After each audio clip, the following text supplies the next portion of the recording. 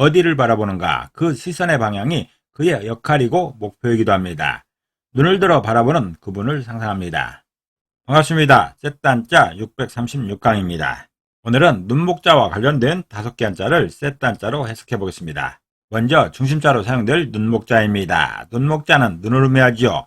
눈빛을 의미하기도 하고 시력을 의미하기도 합니다. 이 눈목자는 눈의 모양을 형상화한 글자지요. 눈목자는 눈과 눈동자를 간략하게 형상화하여 표현하고 있습니다.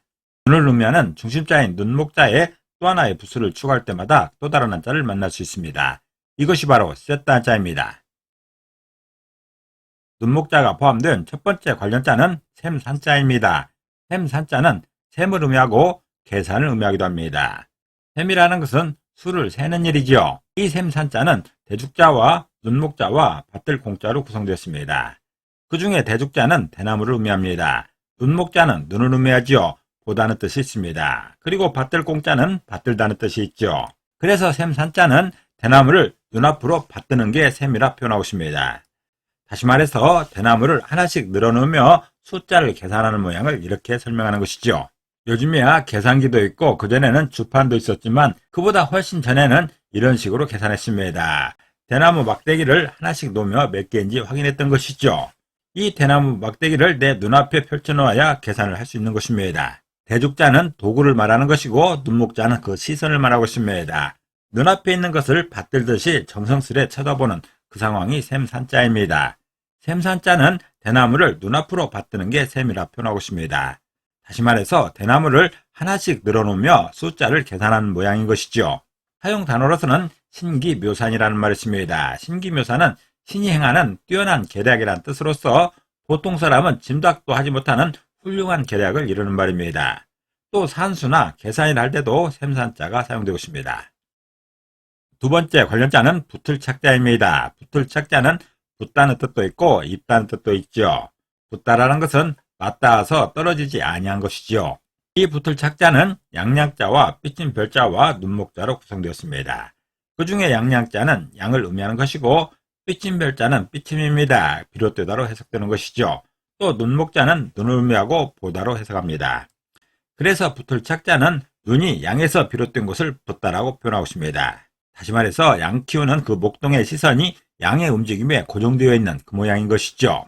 목동은 어떤 상황에서라도 양에게서 시선을 놓치지 않습니다. 설사 다른 곳을 보고 있다 할지라도 항상 마음만은 이쪽에 가 있는 것이죠. 마음의 시선은 항상 양에 붙어 있는 것입니다. 실제로도 항상 양을 쳐다보는 것이고 마음으로도 양에 가 있는 것이 목동의 마음인 것이죠. 목동의 시선인 것입니다. 붙을착자는 양을 돌보는 목동의 시선을 표현하고 있습니다. 붙을착자는 눈이 양에서 비롯된 것을 붙다라고 표현하고 있습니다. 다시 말해서 목동의 시선이 양의 움직임에 고정되어 있는 그 모양을 설명하는 것이죠. 사용 단어로서는 초망차코라는 말이 있죠. 초망차코는 썩은 새끼줄로 범을 잡는다는 뜻으로서 터무니없는 짓을 저지른 경우를 이루는 말입니다. 또 도착이나 봉착했다 했을 때도 붙을착자가 사용되고 있습니다. 눈목자가 사용된 세 번째 관련자는 참진자입니다. 참진자는 참이지요. 진실을 의미하고 있습니다.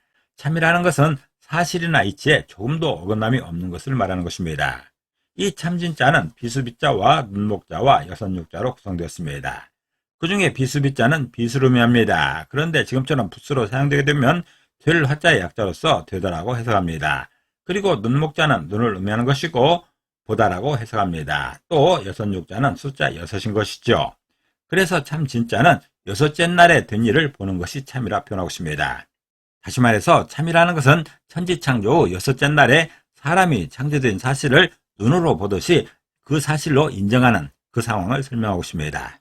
세상이 생겨난 첫 번째 과정이 있었던 것이죠. 천지창조의 일주일이 있었습니다. 첫째 날부터 세상을 창조하면서 6째 날에 드디어 사람을 창조합니다. 그리고 7째 날에 안식을 취하는 것이죠. 사람이 창조된 그날 6째 날에 그 사실을 우리 눈으로 보듯이 인정하고 인식하는 그것이 참이라고 설명하고 있습니다. 참진자는 6째 날에 된 일을 보는 것이 참이라 표현하고 있습니다. 다시 말해서 참이라는 것은 천지창조 후 6째 날에 사람이 창조된 사실을 눈으로 보듯이 인식하고 인정하는 그 상황을 참진자로 설명하고 있습니다. 사용 단어로서는 수진지만이라는 말이 있죠. 수진지만은 사람의 도리를 지키게 되면 뜻이 가득 차고 군자의 도를 지키게 되면 뜻이 편안하다는 그런 의미입니다. 또 진리나 진실을 할 때 참진자가 사용되고 있습니다. 네 번째 관련자는 갖출 구자입니다. 갖출 구자는 갖추다는 뜻이 있죠. 구비하는 것을 말하고 있습니다. 갖추다는 것은 있어야 할 것을 가지는 것을 말하는 것이죠. 이 갖출 구자는 눈목자와 책상 기자로 구성되었습니다.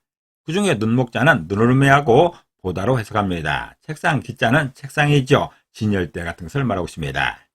그래서 갖출 구자는 눈에 보이도록 책상에 올린 모양을 구비라 표현하고 있습니다. 다시 말해서 필요한 것들을 진열대에 올려서 구색을 맞춘 모양을 갖출 구자로 설명하는 것이죠. 이 상황은 제사의 상황을 상상하는 게 좋을 것입니다. 제사를 지내게 되면 가장 중요한 일이 제사상에 음식을 차리는 것이죠. 법도에 맞게 예식에 맞게 여러 음식들을 제사상 위에 올려놓습니다. 각종 필요한 것들을 제사상에 올려 구색을 맞춘 모양, 그 모양이 갖출 구자입니다. 갖출 구자는 눈에 보이도록 책상에 올린 모양이 갖추는 것이라 표현하고 있습니다. 다시 말해서 필요한 것들을 진열대에 올려서 구색을 맞춘 모양인 것이죠. 사용 단어로서는 백태구비라는 말이 있습니다. 백태구비는 온갖 아름다운 자태가 다 갖춰져 있다는 뜻이죠. 충분히 준비되어 있음을 이루는 말입니다. 또 도구나 기구를 할 때도 갖출 구자가 사용되고 있습니다. 눈목자가 사용된 다섯 번째 관련자는 함께 구자입니다. 함께 구자는 함께란 뜻도 있고 모두란 뜻도 있습니다. 함께라는 것은 한꺼번에 같이 또는 서로 더불어라는 그런 뜻이죠. 이 함께 구자는 사람인변에 갖출 구자로 구성되었습니다. 그 중에 사람인변은 사람을 의미하는 것이고 갖출 구자는 갖추다는 뜻이 있죠.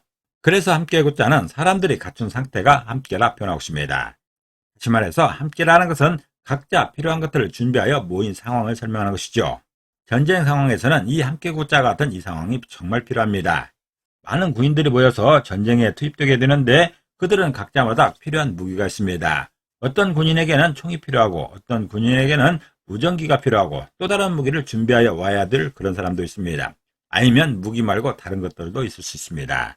어쨌든 함께 모인 그 모두가 각자 필요한 것들을 갖춰야 되는 것이죠. 함께 구자는 사람들이 갖춘 상태가 함께라 표현하고 있습니다. 다시 말해서 함께라는 것은 각자 필요한 것을 준비하여 모인 상황을 말하는 것이죠. 사용 단어로서는 불구대천이 있습니다. 불구대천은 하늘 아래 같이 살 수 없을 정도의 원수란 뜻입니다. 죽여버리고 싶을 정도로 미워하는 사람을 이루는 말이죠. 또 구창이나 구생이라 할 때도 함께 구자가 사용되고 있습니다. 오늘은 셋단자 636강으로서 눈목자와 관련된 5개 한자를 셋단자로 해석해봤습니다. 오늘 배운 것을 다시 한번 요약하겠습니다.